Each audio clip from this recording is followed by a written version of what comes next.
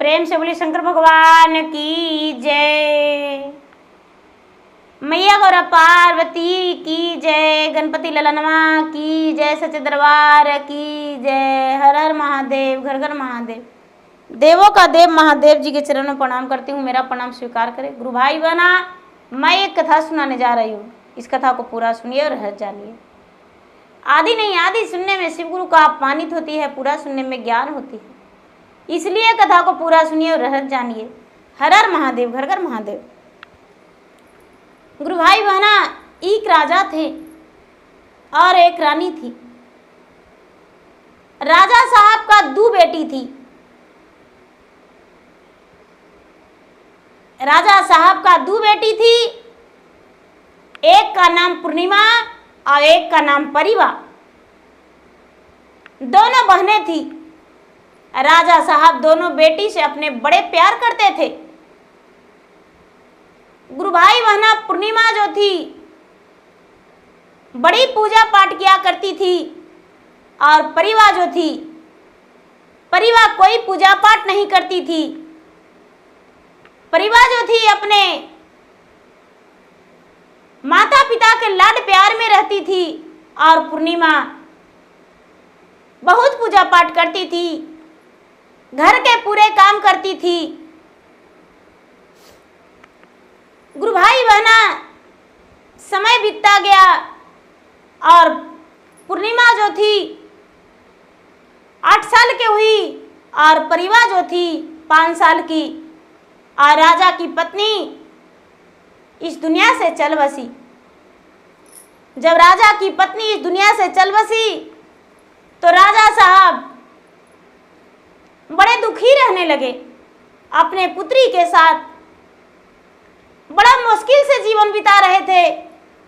अपना घर का काम करना, बच्चे को खाना बना कर देना, बच्चे को स्कूल भेजना, राजा साहब का बड़ा मुश्किल पड़ रहा था। राजा साहब कभी रोते, कभी भोजन बनाते, कभी बिस्तर पर लेट जाते, कभी मुस्कुराते, कभी बच्चे के साथ घुल मिल कर रहते। राजा साहब का पागलपंती जैसा होने लगा। धीरे धीरे समय बीत रहा था। राजा साहब का लोग कहने लगे, राजा साहब आपका बेटी बड़ी संस्कारी है। राजा साहब यदि आप ब्याह कर लेंगे तो आपका पत्नी आ जाएगी घर में और आपका पत्नी मिल जाएगी, बच्चे की माँ। आप ब्याह कर लीजिए राजा साहब। राजा साहब ब्याह करने को लिए राजी हो गए। राजा साहब का ब्याह धूमधाम से कर दिया गया।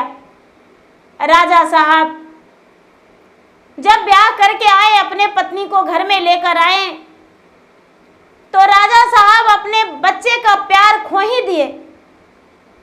पत्नी का प्यार में अंधे हो गए। राजा साहब को यह भी पता नहीं था कि मेरा पत्नी मेरे बच्चे के साथ कैसा व्यवहार करती है। धीरे धीरे समय बीत रहा था। बेचारी पूर्णिमा प्रतिदिन भगवान के पूजा पाठ करने जाया करती थी। गुरु भाई बहना, भगवान जब परीक्षा लेते हैं तो बड़े अटूट परीक्षा लेते हैं। समझ में नहीं आता है कि क्या करें। बड़ा मुश्किल के घड़ी भगवान खड़ी कर देते हैं। वही हाल पूर्णिमा के साथ हुआ। धीरे धीरे बड़ी हो गई पूर्णिमा, शादी का योग हो गई। राजा साहब को सभी लोग कहने लगे कि राजा साहब आपका बेटी ब्याह योग हो गई है, आप अपने पूर्णिमा का क्या ब्याह नहीं करिएगा। राजा साहब कहने लगे कि हाँ हाँ ब्याह तो करना है। राजा साहब एक अच्छे घर घराना देखकर और अपने पूर्णिमा बेटी का ब्याह कर दिए। गुरु भाई बहना, जो लड़का था वो प्रोफेसर था कॉलेज का। कॉलेज में ड्यूटी करता था, पढ़ाई कर बच्चों को कराता था, घर में भी ट्यूशन कराता था।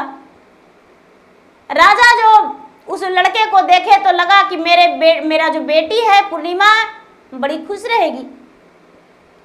गुरु भाई बहना, और प्रोफेसर का माता और पिता कोई नहीं थे, सिर्फ वो अकेला थे। उनका बहुत बड़ा सा घर था, बहुत बड़ा घर था। बेचारी पूर्णिमा अपना ससुराल गई, ससुराल में रहने लगी। धीरे धीरे समय बीत रहा था। परिवार का भी ब्याह हो गया। गुरु भाई बहना, परिवार कोई पूजा पाठ नहीं करती थी। परिवार जो थी, परिवार अपना सिर्फ खाना और सजना संवरना श्रृंगार करना जानती थी। राजा साहब परिवार को भी ब्याह कर दिए। परिवार भी अपना ससुराल चली गई। गुरु भाई बहना, पूर्णिमा जो थी अपने ससुराल में अपने पति के साथ रह रही थी। उसका जो पति थे, सवेरा होता था तो स्नान करके और उसके बाद 1 घंटा बच्चे का ट्यूशन करवाते थे। समय हो जाने के बाद वो अपने स्कूल चले जाते थे।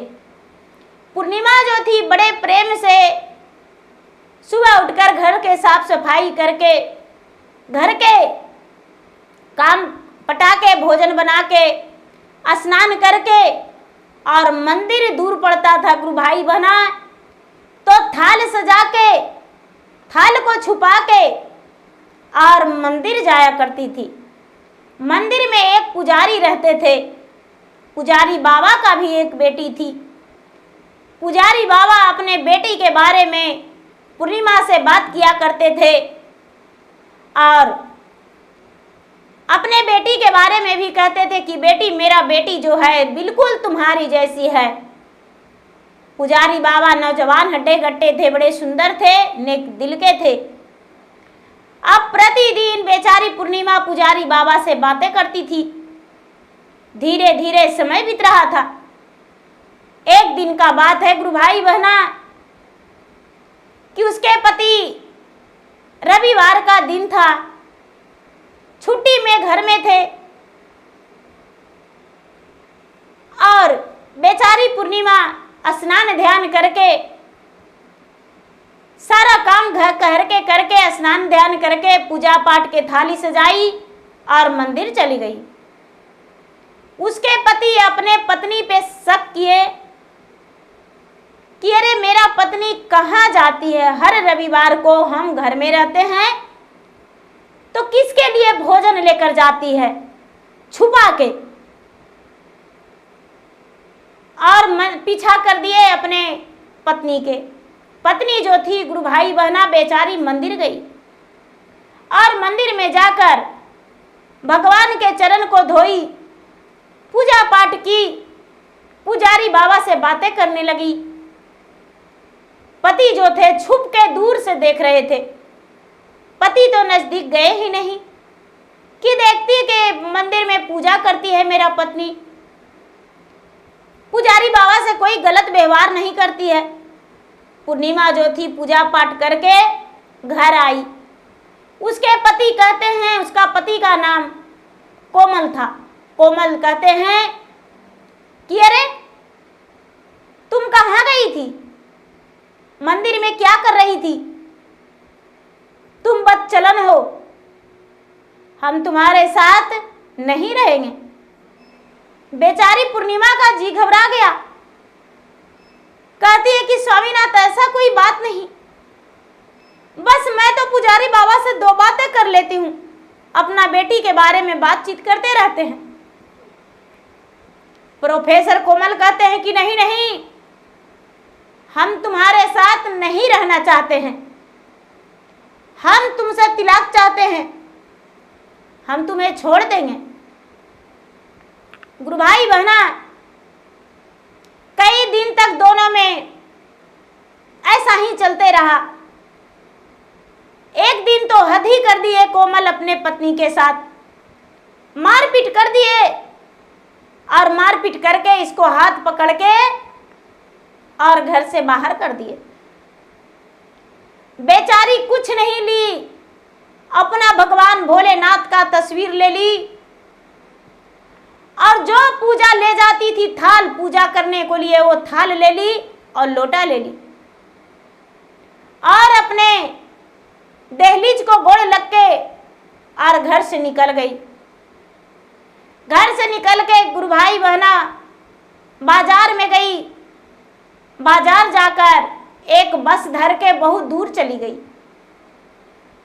बहुत दूर चली गई। वो धीरे धीरे जाते जाते दिल्ली शहर में चली गई। ये बस वो बस बदली करते करते दिल्ली शहर में चली गई। जैसा ही बस से उतरी दिल्ली शहर में तो एक छोटी सी लड़की चिल्लाते निकली और कहती है कि भाई मेरा माँ को कोई बचा लो, मेरा माँ का कोई बचा लो, मेरा माँ बहुत जोरों से बीमार है। गुरु भाई बहना बेचारी पूर्णिमा वहां पे उतर देखी तो कहती है कि बेटी क्या हुआ। वो नन्ही सी लड़की, वो लड़की जो थी उसका नाम बीना था। बीना बेचारी कहती है आंटी जी मेरा माँ को बचा लीजिए, मेरा माँ बहुत बीमार है। इसे पकड़ के घर के अंदर ले गई तो उसकी माँ बिस्तर पे पड़ी थी। कहती है कि एम्बुलेंस को बुलाते हैं पूर्णिमा, एम्बुलेंस को बुलाते हैं। कहती है नहीं बहन जी अब एम्बुलेंस बुलाने का कोई फायदा नहीं, मैं अंतिम सांस का गिनती कर रही हूँ, अपने बेटी बीना के तुम पे सौंपता हूँ। मेरा बेटी को तुम ख्याल रखना और मैं इस दुनिया छोड़कर जा रही हूँ। मेरे पति तो बहुत पहले जा चुके हैं, लेकिन मेरा 5 साल का बेटी, इसका ब्याह करा देना और तुम इसका माँ बन के रहोगी। गुरु भाई बहना समय के मारी तो पूर्णिमा भी थी। बेचारी क्या करती, उस 5 साल के बच्ची के साथ रहने लगी। बेचारी बीना के माँ तो दम तोड़ दी। अंतिम संस्कार भी बेचारी पूर्णिमा ही उसका किया और उसी के घर में रहने लगी। धीरे धीरे समय बीत रहा था। बीना जो थी पूर्णिमा के माँ कह के बुलाने लगी और माँ और बेटी का प्यार दोनों में बंध गया। गुरु भाई बहना बीना भी भगवान के पूजा पाठ करती थी, उसके माँ भी पूजा पाठ करती थी और पूर्णिमा भी पूजा पाठ करती थी। अब दोनों माँ बेटी प्रतिदिन सवेरा होते ही भगवान के पूजा पाठ करके और बीना को स्कूल भेज दिया करती थी। आगे घर में सिलाई कढ़ाई के काम करती थी। धीरे धीरे दोनों का जीवन बहुत अच्छे से चल रहा था। गुरु भाई बहना समय बीतता जा रहा था, समय बीतता जा रहा था और पूर्णिमा का पति जो कोमल थे उन्हें भी लग रहा था कि इस शहर को छोड़कर हम चले जाएंगे। 5 साल बीत गया दोनों का छोड़े अलग अलग होते हुए 5 साल बीत गया। वो भी अकेलापन ही महसूस कर रहे थे। उन्हें भी अपना पत्नी को बहुत याद आ रहा था और वहां से ट्रांसफर करवा लिए कि मैं भी अपना दूसरे शहर में चले जाएंगे। पता नहीं इसी शहर में कहीं रहती होगी तो उससे मिलन होगा तो मुझे अच्छा नहीं लगेगा। वो भी दिल्ली शहर में ही जाकर अपना ट्रांसफर करवा लिए। जिस स्कूल में बीना पढ़ती थी वही स्कूल में प्रोफेसर बन के कोमल चले गए। गुरु भाई बहना उसी स्कूल में ये भी पढ़ती थी। अब तो पता नहीं एक दिन पेरेंट्स मीटिंग में पूर्णिमा गई तो जब पूर्णिमा गई तो अपने पति को देखकर हक्के बक्के खो दी। उसके पति सोचते हैं कि अरे नालायक, ऊंचे जाति होकर भी ब्याह करके एक बेटी भी जन्म दे दिया बेटी का, इतना बड़ा इसको बेटी हो गया। मैंने तो ब्याह नहीं किया। इससे तो अवश्य पूछेंगे। गुरु भाई बहना, ये सब तो भगवान का परीक्षा था। अब ये भी सोच रही है बेचारी पूर्णिमा की, लगता है कि ये भी ब्याह करके और दूसरा शहर में आ गया है, गांव वाला के दूसरे के कारण दूसरा शहर में आ गया है। इसे तो अवश्य पूछेंगे। दोनों के मन में यही चल रहा था। जब बेचारी पूर्णिमा सब्जी लेने बाजार में गई तो कोमल देखता था कि कब ये निकलती है। कोमल उससे मिलके बोला, अरे तुम इतनी नादान हो कि पुजारी बाबा से जी नहीं भरा तो दूसरा ब्याह कर ली। कहती है कि आप पति हैं इसलिए मैं चुप हूं, मैं कोई नहीं ब्याह किया हूं, मेरे साथ चलिए। घर के अंदर बेचारी पूर्णिमा ले गई, उसके माता पिता के तस्वीरें दिखाई। उसके माता पिता को तस्वीर देखकर कोमल तो दंग रह गए। क्या ये तुम्हारा बच्ची नहीं? नहीं, भगवान ने इसके सहारा के लिए मुझे भेज दिए और मैं इसके सहारा बनके, इसका माँ बनके इसके साथ रह रही हूं। गुरु भाई बहना, अब कोमल प्रोफेसर जो थे सोचते हैं कि आहा, एक नन्ही सी बच्ची के लिए मेरा पत्नी इतना बड़ा बलिदान दे सकती है तो मैं पुरुष हूं, मैं भी इसका पिता बनके और इसका अच्छा संस्कार देंगे, इसको पढ़ाई लिखाई करवा के और इसका पिता बन जाएंगे। गुरु भाई बहना, बेचारी पूर्णिमा बीना से बोली, बहन बेटी, ये मेरे पति हैं, तुम्हारे जो प्रोफेसर हैं कोई और नहीं, मेरे पति हैं। हम कभी बिछड़ गए थे किसी कारणवश, बस अब इसी शहर में ये भी आ गए हैं, अब दोनों साथ में रहेंगे।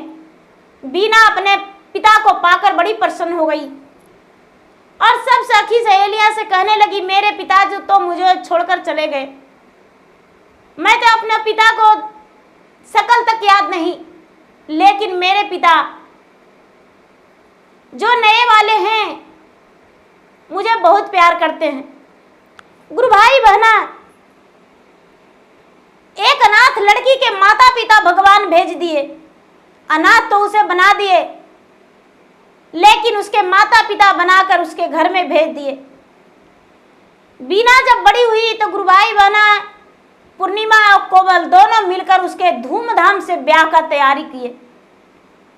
और जब धूमधाम से ब्याह का तैयारी किए गुरु भाई बहना, तो पूर्णिमा जो थी अपना सारा परिवार में सबको न्योता भेजाई, सबके न्योता भेजाई और अपने बहन परिवार को भी भेजाई। तो गुरु भाई बहना परिवार को भी भेजाई तो परिवार का इतना बुरा हालत हो गया था, इतना बुरा हालत हो गया था कि कहना ही नहीं।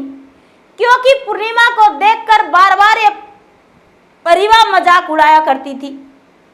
जब इसके पति इस पे क्लेम डाले थे तो परिवार को पता चला था, तो परिवार जो थी, परिवार बहुत खुश हुई थी। गुरु भाई बहना, परिवार जब गई तो देखती है पूर्णिमा की, अरे एक भिखारिन की तरह बहन आई है। पूर्णिमा बोली, बहन आखिर ये सब हालात तुम्हारा कैसे हुआ? पूर्णिमा से अपने बहन से परिवार बताई, क्या कहूँ बहन, मेरे जो पति हैं बिल्कुल एक नंबर के शराबी, एक नंबर के जुआरी, और मेरे साथ तो बड़े बदतमीजी करते हैं। मेरे पिताजी तो मुझे धनवान घर देखकर ब्याह किए थे, लेकिन मैं तो एक नौकरानी से भी बेहतर अपना जिंदगी जी रही हूँ। ये सब देखकर पूर्णिमा को रहा नहीं गया। जब बीना का ब्याह हुआ गुरु भाई बहना, बीना के ब्याह के बाद बीना ससुराल चली गई और कोमल और पूर्णिमा दोनों इसके दुख निवारण के लिए कुछ रुपये पैसे देकर और बोले, बहन तुम भी भगवान के पूजा पाठ करो, भगवान से विनती करना, दया मांगना, भगवान तुम पे दया बरसाएंगे।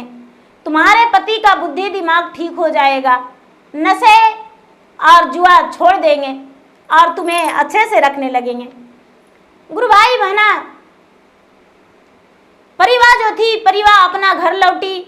घर लौटने के बाद अपना बहन के रुपये दिए हुए से कुछ अनाज खरीदी, अपने बच्चे का कपड़ा खरीदी और घर में खाने पीने का व्यवस्था की और भगवान के पूजा पाठ करने लगी। पूजा पाठ करते करते इसका पति का भी बुद्धि दिमाग ठीक हो गया। अब ये भी अच्छे तरीके से रहने लगी, क्योंकि इसके परिवार के पास जो भी जायदाद जमीन था उसके पति सब बेच दिए थे। एक गरीब के हालात जिंदगी जी रही थी, लेकिन धीरे धीरे इसके पति 2 रोटी का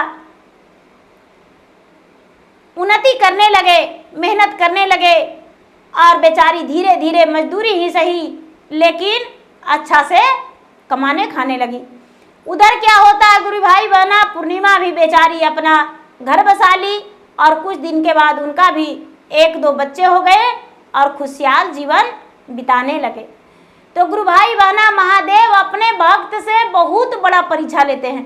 बेचारी पूर्णिमा एक राजा की बेटी होते हुए भगवान उसे कितना बड़ा सजा दिए कि उसकी माता मर गई, उसकी सौतेली माँ उसके साथ बुरा हाल करती थी, फिर भी उसके पिता ब्याह कर दिए अच्छे घर घराना देखकर, लेकिन उसका पति ने उस पे गलत इल्जाम लगाकर उसे छोड़ दिए और अलग अलग दोनों हो गए। लेकिन भगवान का महिमा दोनों का फिर से मिला दिए और एक नई जिंदगी का शुरुआत किए। दोनों संतान वाले भी हो गए, सुखी जीवन भी बिताए। लेकिन भगवान दोनों का परीक्षा बड़े निर्दयी रूप से लिए और खड़े होकर लिए।